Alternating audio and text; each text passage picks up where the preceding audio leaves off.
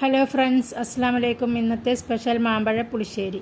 അതിനായി ആദ്യം വേണ്ടത് ഒരു ചട്ടി എടുത്ത് 5 പഴുത്ത മാങ്ങ തൊലി കളഞ്ഞ് ഇട്ട് കൊടുക്കാം. അതിലേക്ക് 4 പച്ചമുളക് നടുകീറിയതും 1/4 ടീസ്പൂൺ മഞ്ഞൾപ്പൊടിയും 1/2 ടീസ്പൂൺ മുളക് പൊടിയും.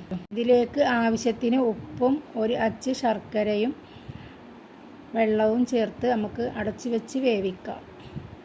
മാങ്ങ ചെറുതായി കുക്കായതിന് ശേഷം ഇതിലേക്ക് 2 തണ്ട് വേപ്പില ഇട്ട് കൊടുക്കാം. ഇനി ഇതിലേക്ക് അരപ്പ് തയ്യാറാക്കാം.